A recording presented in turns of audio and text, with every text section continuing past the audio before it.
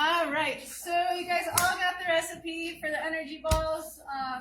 The reason why I did this today is because, one, I have low energy because my kids wake up with the crack of dawn now because we have longer days. And then I don't get to sleep until, sorry, Patricia. Thank you. You're welcome. And also, I didn't want to turn my oven on because it's really, really hot outside and we don't have AC. And so, why not do a recipe that you don't have to cook? All right, so energy balls. Before I start mixing everything, this is my honey. I'm going to put my honey into the microwave just to get it super liquidy. And there's a reason for that. So I'm probably going to put it on for maybe 30 seconds or so.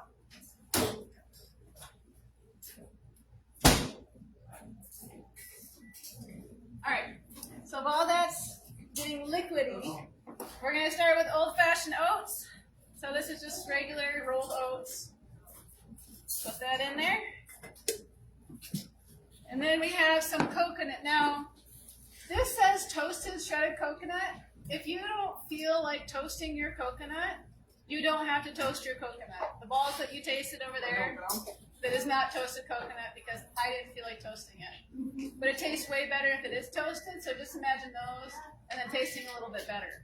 So, but I'm putting non-toasted coconut, but this is unsweetened coconut. So we have that in there. Then we have our peanut butter.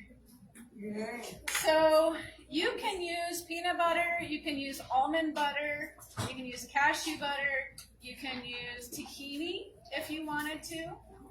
You can also use sunflower seed butter, so sunseed butter too.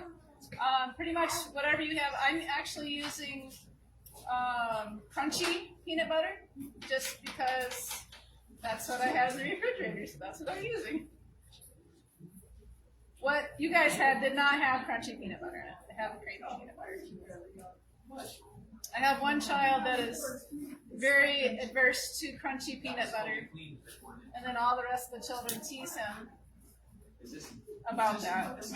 They always make sure they grab out that kind of peanut butter when it's time to have peanut butter something, just to get his gander going.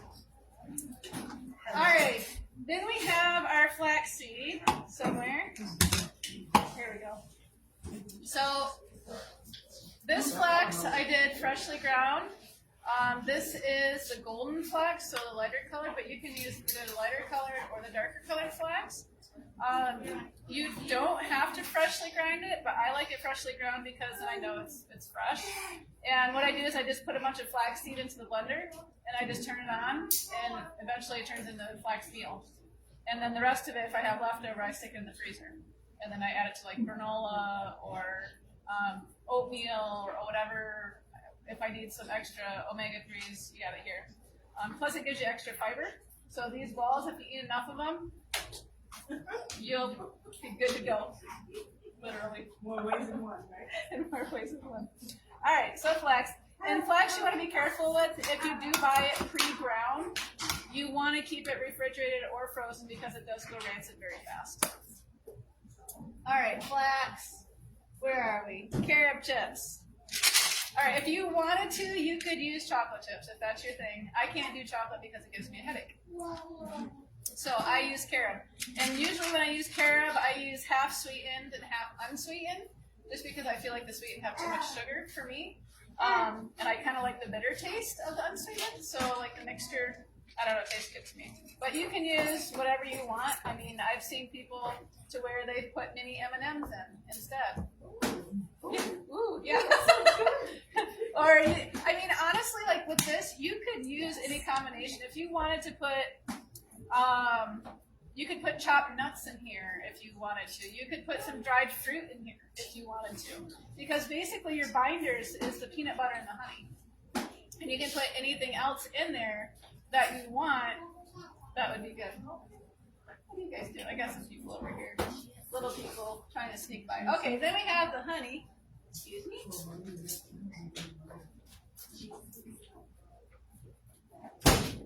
Okay, so the reason I heated up the honey a little bit was one, to make it a little bit more liquidy, so that when I mix this, it's not like goopy. It's a little bit more, liquidy. So if you didn't want to use honey, some people are very adverse to honey. You can use maple syrup. You can use brown rice syrup. You can use agave. You can use pretty much any kind of other sweetener. You just want to make sure it's a liquid sweetener because that's what's giving you that. It's giving you the liquid. So you want to use a liquid sweetener. I guess you could use a dry sweetener and then add water, but I don't know. You could try it. Okay, then we have some chia seeds. These are optional. Not everybody likes chia seeds.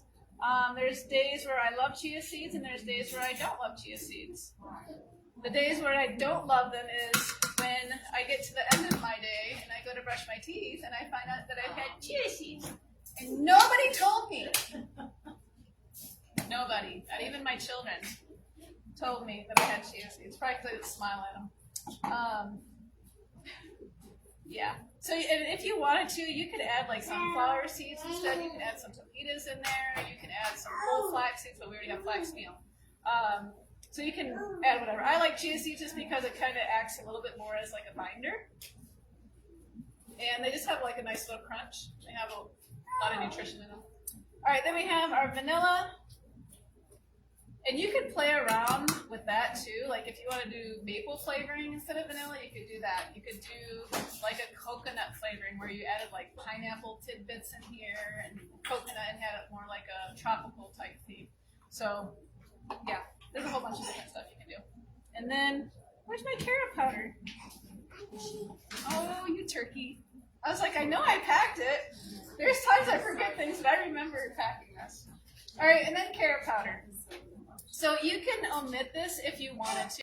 I like it just because it adds a little bit more calcium and magnesium to this. And there's certain times that every woman has their magnesium drop and their calcium drop during certain times. And so sometimes we need extra magnesium and calcium. And so this is a good way to get that. Can I stir it? Nope, you may not stir it. All right, then we just stir it up.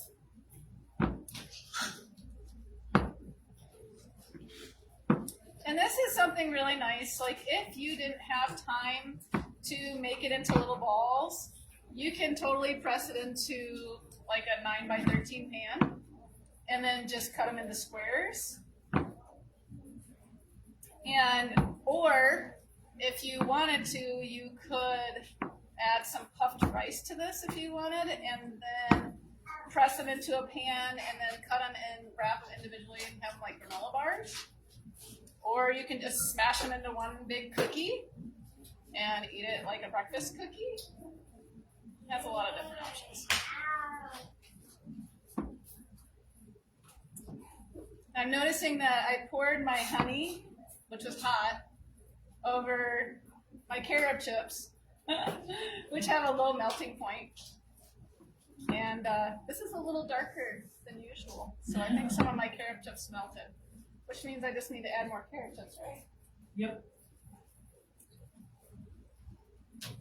You need to add more carob chips into my mouth. I need to add more into your mouth? I don't think so. Okay, so ideally you want to let this sit in the fridge for a little while, just so that the oats kind of soak up and expand a little bit, like they soak up the moisture and expand. But just to show you, you just take your ball or some of the stuff and you just roll it like this, and then it's done. Super, super easy. You want some? Fresh. It's fresh. All right, we have some fancy. Do you want some too, Chloe? She's like, Mom, I can't do it.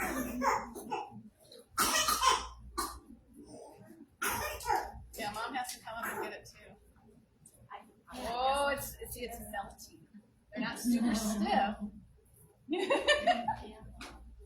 All right, super, super simple. So These will last in your fridge, like if you're not going to eat them all, which a recipe never lasts in our house more than 1 or 2 days. But it'll last in your fridge for up to a week, or you can make a bunch of them and freeze them. And you would think that they would last longer in the freezer, but actually they taste really amazing straight out of the freezer and partially frozen, and you kind of drool when you're trying to bite at it. So yeah, either way, they taste really good. But we make these a lot during the summer, just because I don't want to turn on the oven. I don't want to turn on the stove. It's hot and it's sticky, and this is quick and easy and mostly nutritious. The carob chips aren't the best thing in the world, but they're better than the alternative. So, any questions? No questions. All right. So I'll get the recipe put up on the Facebook page. What? Can I have some more? Can you have some more? Not right now. So I'll get the recipe put up on there so that you can share it with friends or whatever. Yeah.